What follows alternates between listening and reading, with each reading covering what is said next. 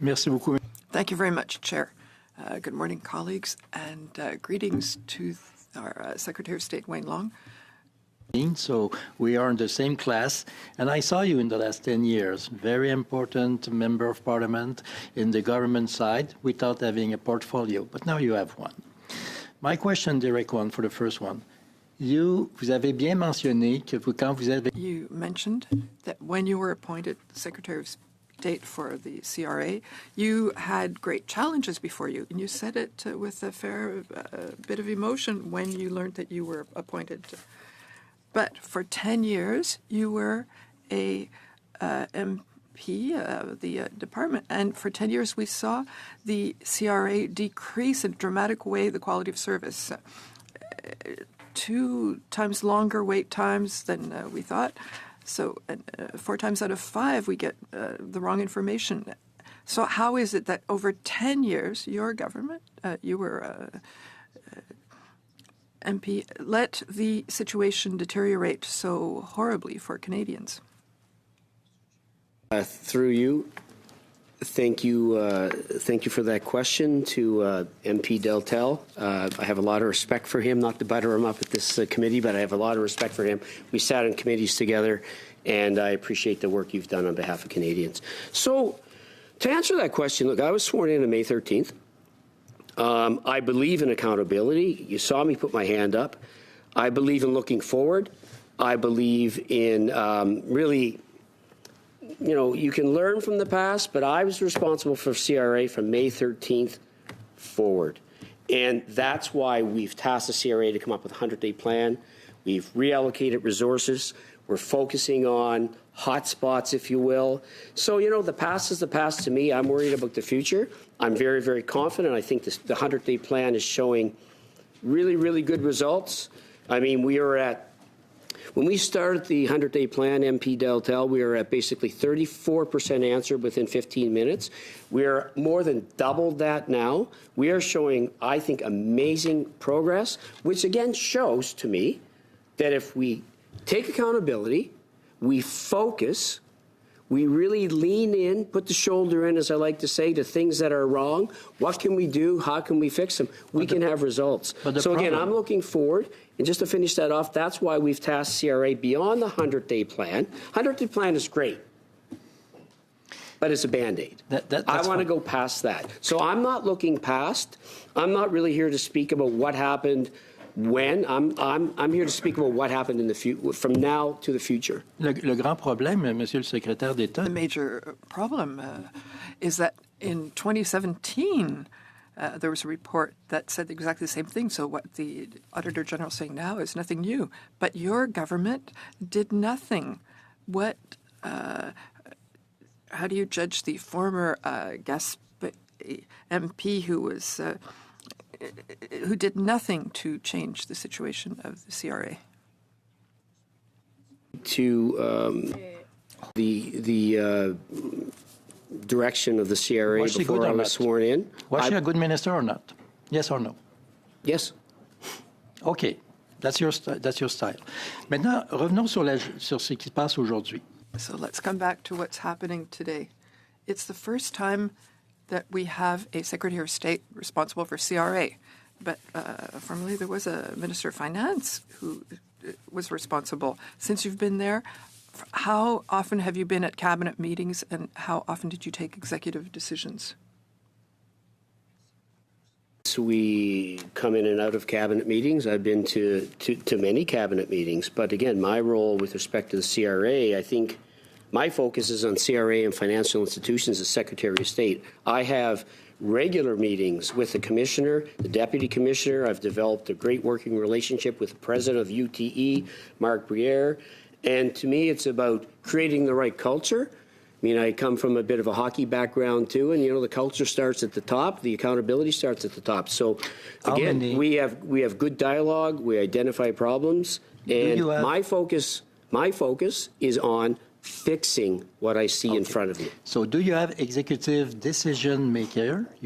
Are you an executive decision maker, or you have to refer to the finance minister who has the final word? Do you have true executive responsibility, yes or no? Yes. How many decisions have you made since you have Secretary of State? With respect to the CRA, Yep. there's been some decisions I've made. How many times have you attended the cabinet meeting? Because as a Secretary of State, you're not part of the cabinet. That's not actually true. I do attend cabinet meetings. Nous avons posé des questions We asked questions to the Secretary of State, who told us yesterday that the Secretary of State can take part in cabinet meetings only when there are issues related to their responsibilities that are broached. the minister and you as Secretary of State. Sorry, I'm not clear on the question, Mr. MP. OK, alors je vais vous poser une question plus simple. I'll ask you a simpler question. You said earlier that you have a background in small business, which is very interesting, and so the CRA must act very fairly towards small businesses. Why did the CRA allowed Brookfield to not pay $5 billion in taxes that they owed to the Canadian government?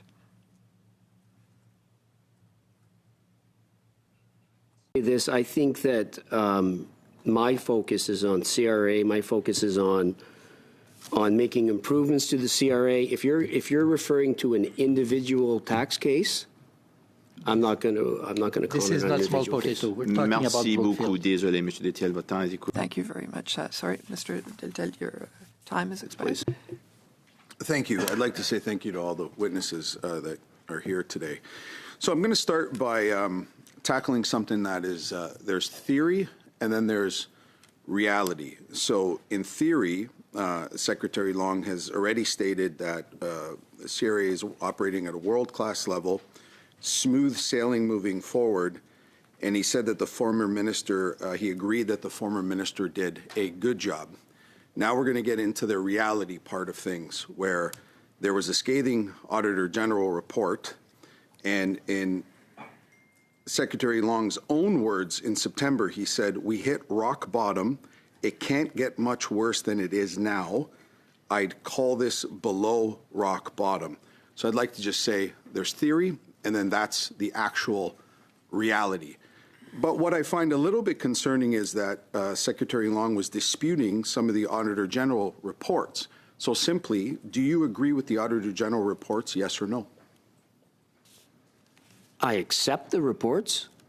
My question was, do you agree with the reports? I accept the report. Again, sir. You know, I can offer accounting. I can offer a counter Excuse me, sir. to It's that. my time. I'd Sure. like to get back to. I understand you accept the report. We all have to accept the report. My question is very clear, sir. Do you agree with the Auditor General's report referring to the CRA? Nobody wants to receive a report where you're challenged. Certainly, the workers take it personally. But sir, I know, again, I'd like to. In September, you said we hit rock bottom. It can't get much worse than now. I'd call this below rock bottom. But then you've given us some, world-class smooth sailing moving forward, and you agreed that the former minister did a good job. Then you disputed the report. Again, I would like to ask you, do you agree with the Auditor General's report?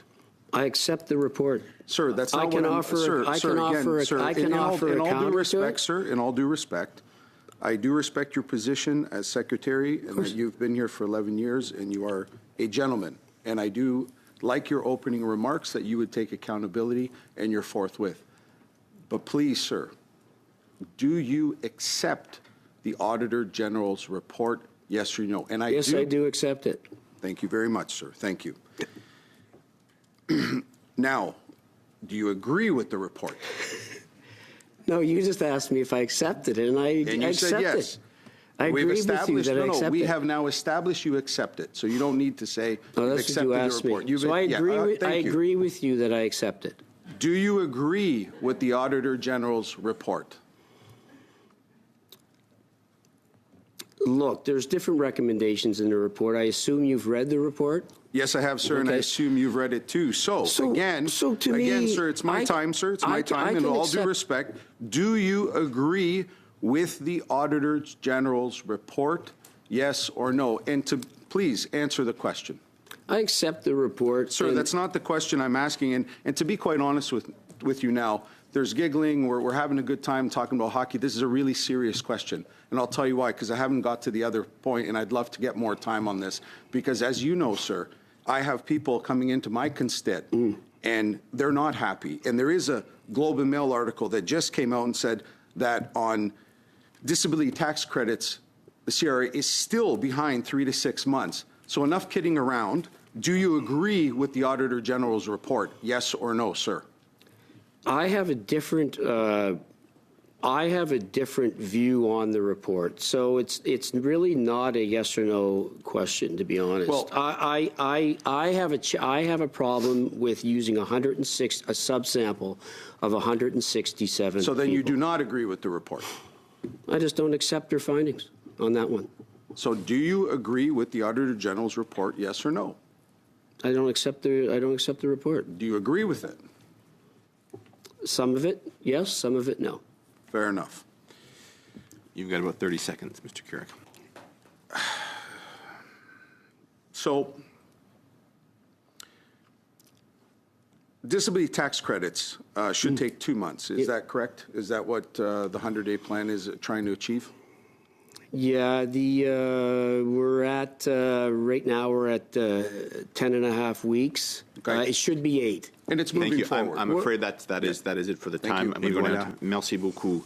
Suivant, c'est Mr. Stevens. Thank you very much, Mr. Stevenson. You're next. Thank you, sir. 5 minutes is not near enough. I could take you all day with all the questions that I have being in public Okay. practice for 26 years. I have a few problems with some of the things you've said, but let's start with the very first part. My colleague here was going on about report.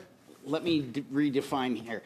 You said you accepted some of the findings, but do you accept the recommendations that the Auditor General has given?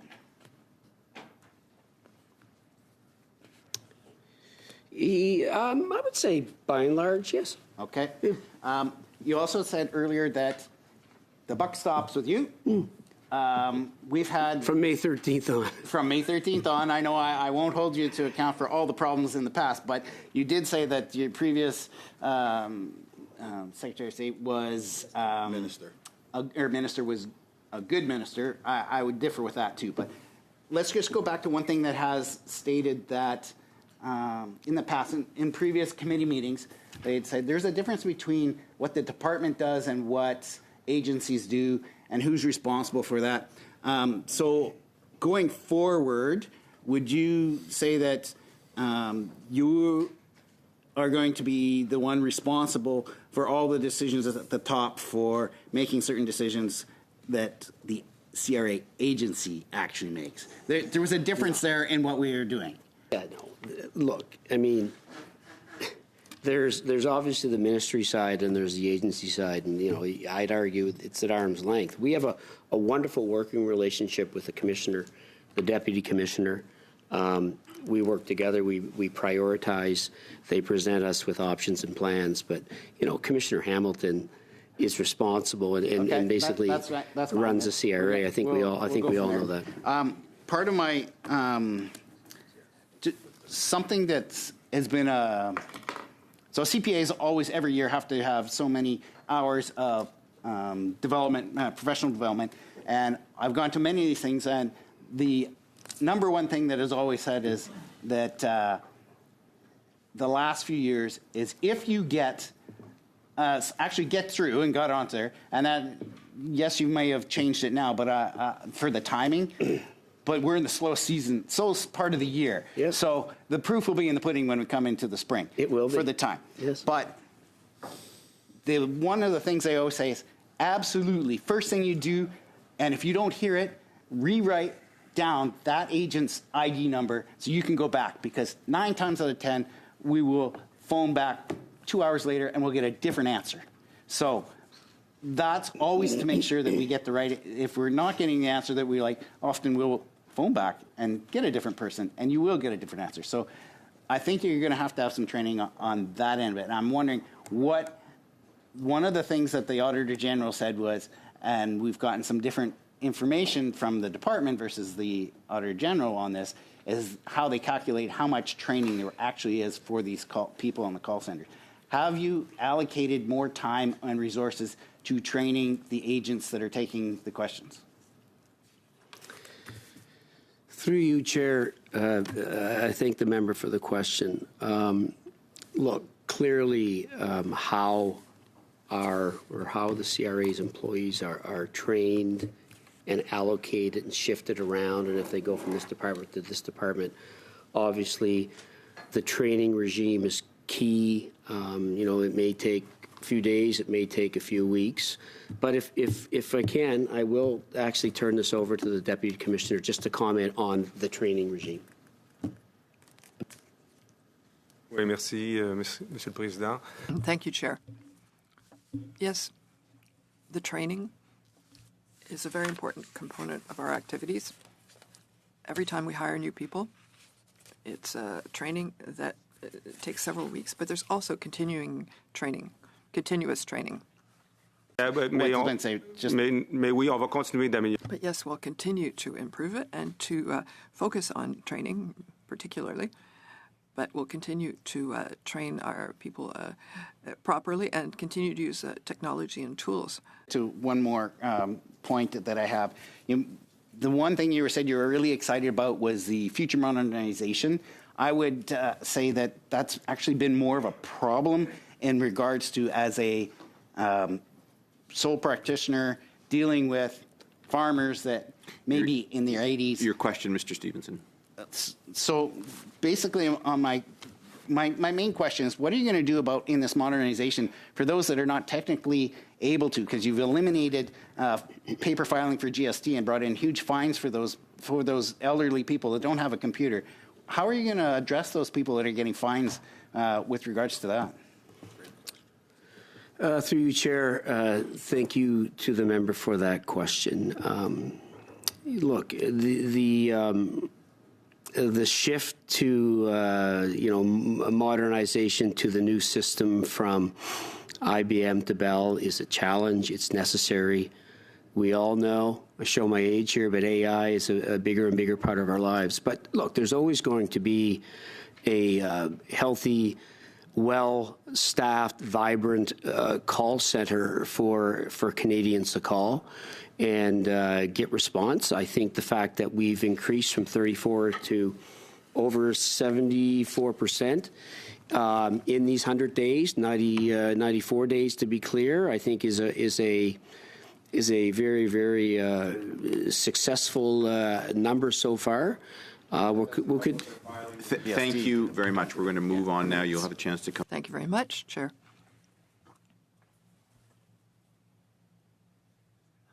Oh, you have 4 minutes.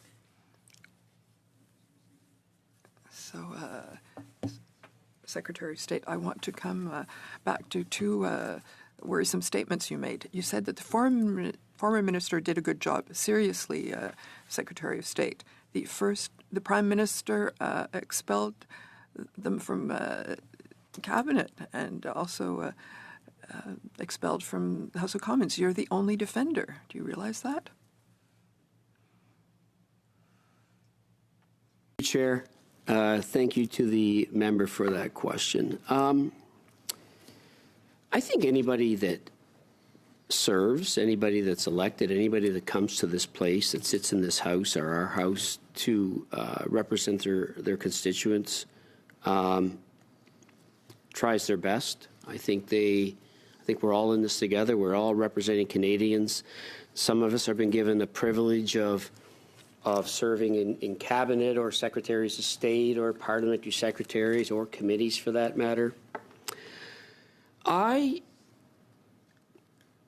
try to look at everybody as and I know you do too, as a person that's trying their best. I'm not prepared to ever say somebody didn't do a good job. or not. I think the responsibility of people that serve in cabinet or have ministries is immense. I think the weight on them is heavy, and I'm not here to judge somebody as to whether they did a good job or bad job. Okay, the Prime Minister made his choice, and that's fine, and the people of Gaspésie too. You still defend the undefendable. It's sad, Mr. Long. Let me tell you that. That says nothing personal to the people. The person was there, because the Auditor General were very strong on the result after this administration, and even you said that. May I remind to you what you said? We hit rock bottom. It cannot get much worse than it's now. I would call it below rock bottom. Vous êtes plus sévère que la vérificatrice générale. So why are you unable to clearly say that the Auditor General, that you agree with her conclusions? You're more strict than she is. I don't think that at all. I think that, I think I've been known for saying what I think at times. Sometimes to my credit and other times to my detriment. But look, the Auditor General report was at a period before I was sworn in. I was sworn in on May 13th. I think it's clear. Maybe I could have used a better choice of words, but in the end, things were not good, and I acknowledge them as such. When the Auditor General report says 17% of Canadians are getting accurate information, I accepted it. I may say, well, hold on here, like I said earlier. Do you agree? But I think, look, for me, MP Deltel, I'm focused on what I can control. Yes, and what I can control is my input, my direction, my plan for the CRA from May 13th on. So, if I may suggest, we can talk about the past, but I'm focused on the future. I'm focused on building a CRA, being a part of a team that is a gold standard in the G7. If I may suggest, Secretary of State, keep the wording you had as a member of Parliament, as you did for the last 10 years. What you said, we hit our rock bottom. It cannot get much worse than it is. I would call it this below rock bottom. That was a member of Parliament who spoke. Keep that language, not the language of unacceptable situation. Merci beaucoup. Anything else, Mr. Long? Thank you for being here today. For me, accountability is the role of a minister. They must be accountable to Parliament and answer the questions of the committee. So I'm glad you're here. I know that you're very strong in question period. But the question of the Minister of Revenue is very important, so I count on him to send the message. So he was at the Assembly of First Nations this morning, but he should have been available to us. In the 2024 budget, your government was going to invest a huge amount of money over 2 years to maintain resources in the call centers and improve their efficiency. You need a 100-day plan. So what did that money, what was it used for? We hire people during a crisis and you put them on phone lines when they have very little training.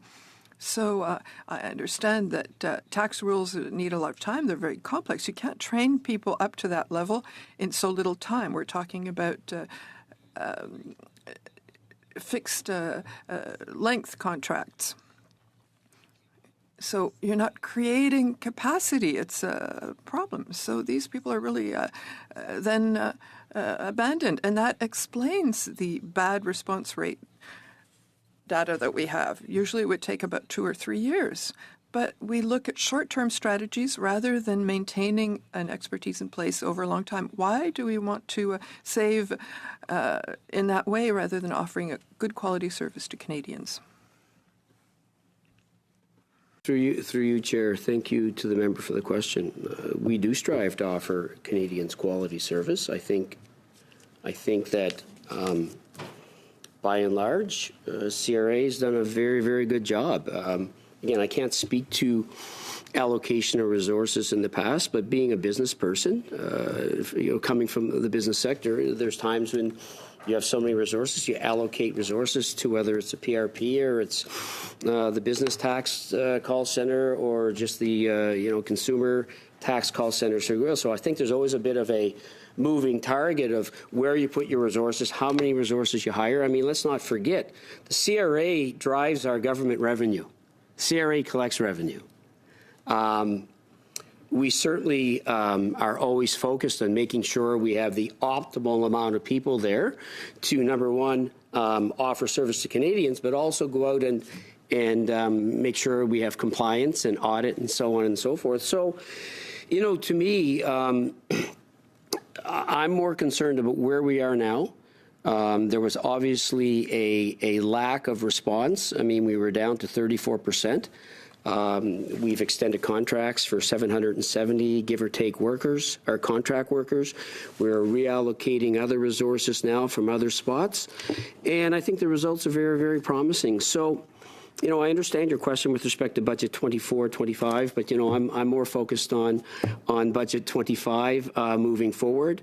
I'm holding CRA to account. We have a great working relationship. We're changing the culture, and we're going to be accountable. We're going to actually set goals, and we're going to try to live by those goals. Again, it's always a bit of a moving target. I mean, we have, the T1 adjustment season, we're just coming up to tax filing season now.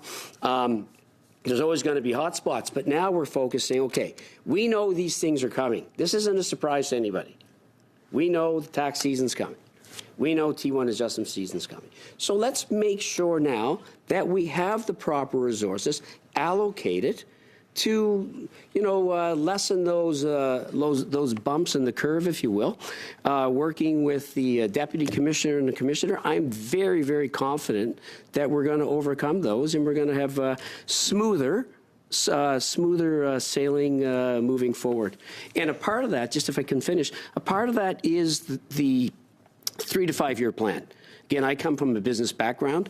I've sat and presented to many, many boards on many, many issues. And, if you don't know where you're going, you're not going to get there. So I want to make sure we have a plan as to where we want to be in 3 years, where we want to be in 5 years. I want us to be the gold standard in the G7. I know we can get there. I'm really, really excited about our new system that we're changing from IBM to Bell moving forward. I think the future is very, very promising for the CRA. J'apprécie votre réponse et j'apprécie que... Appreciate your answer. And I also appreciate that when you first spoke, you said that this work in the 100 days is important, but what's important is to come later. And what I want to say is that it's important that the human resources that are working at CRA might be able to have a perspective over several years. So I have a question from the president of the local in Abitibi-Témiscamingue of PSAC. So we like this decentralizations of the CRA. The number of employees in CRA call centers had decreased by more than 2,000 people. In 2022-23, it had more than 7,000 employees and was reaching the service standards. So there was an increase in the population, so there were more people. But after that, the number of employees were cut. In 2015, there were 40,059. In 2024, it's 59,055.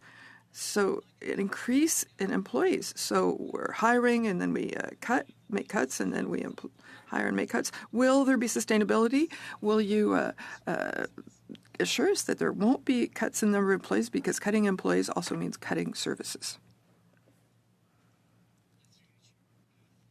The member for that question. The